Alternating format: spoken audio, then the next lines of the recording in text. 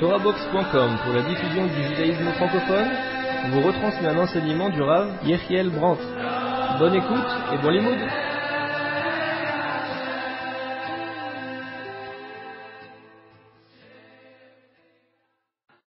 Parshat Shoftim, la Torah nous dit Shoftim v'shotrim titen lecha b'chol she'arecha asher Hashem Elokecha noten lecha lishvatecha v'shaftu et ha'am mishpat tzedek. Des juges, des policiers, tu installeras dans toutes tes villes qu'Hashem il te donne. Ils jugeront le peuple correctement. Lo tate mishpat, lo takir panim, lo tikar shochad. Il ne faut pas que tu penches que tu seras injuste dans le jugement. Ne pas prendre de pot de vin. Tzedek tzedek tirdof. Leman tichye v'yarasht et ha'aretz asher Hashem Elokecha noten lach.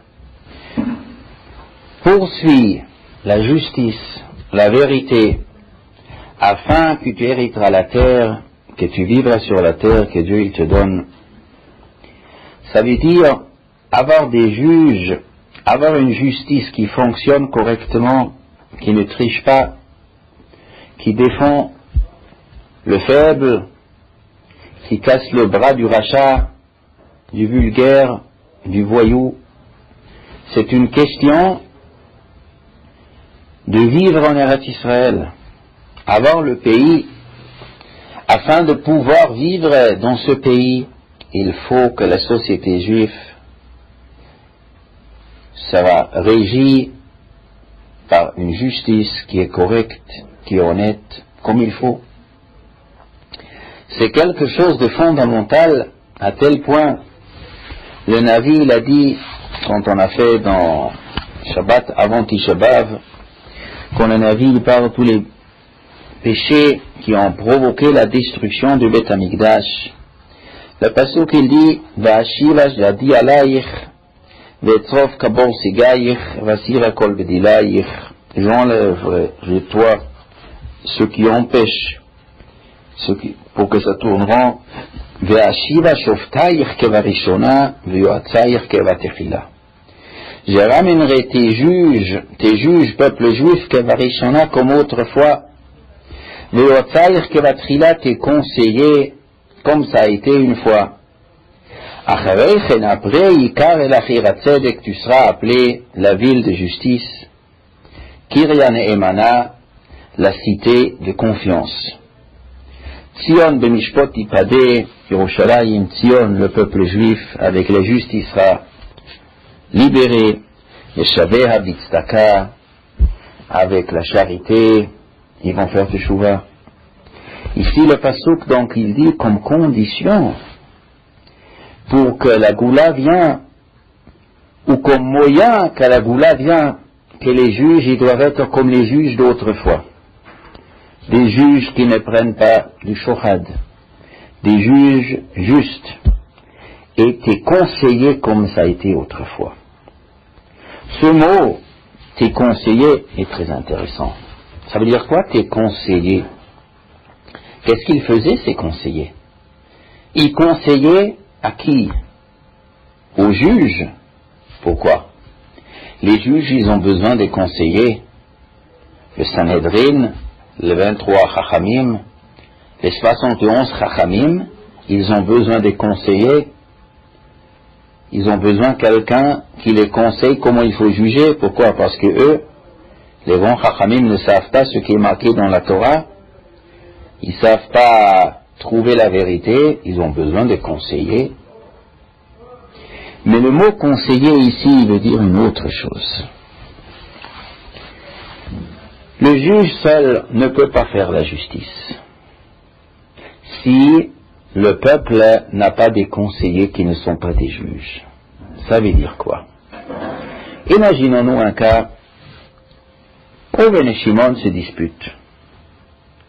Reuven il dit, c'est mon argent, l'usine est à moi. Shimon il dit, c'est à moi. On va voir le Rav. Bon. Reuven étale ses arguments, Shimon étale ses arguments. Non. Qui a raison, qui a tort? Le Rav il dit, Reuven a raison, Shimon il a tort. Les deux, ils sortent du tribunal. Alors, Madame Rouven et ses enfants sont là. Madame Shimon, ses enfants sont là. Nous alors la Rav, alors qu'est-ce qu'il y a? Alors Rouven, il dit, qu'est-ce que c'est comme Rav intelligent? Mais il est extraordinaire, ce Rav. Il a tout compris. Ah oui, il est juste. Il est formidable. Non, Madame Shimon, nous alors, mon mari, alors, qu'est-ce que c'est comme Rav? Il comprend rien, complètement bouché. Il comprend tout à travers. Il n'a rien compris de ce que j'ai dit. Il a donné raison à l'autre, et pourtant je sais que j'ai raison.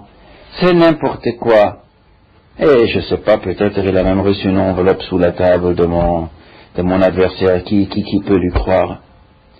Et après, la moitié de la ville, ce sont les amis de Rouven. L'autre moitié de la ville, c'est les amis de Shimon.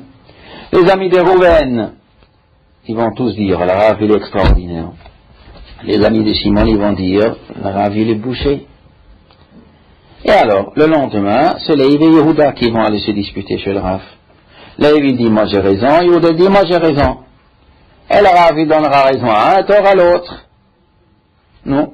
La moitié de la ville va dire, il est bien. L'autre moitié va dire que c'est pas bien. C'est possible que maintenant, il y a déjà 75% de la ville qui pense que la Rav est tordue.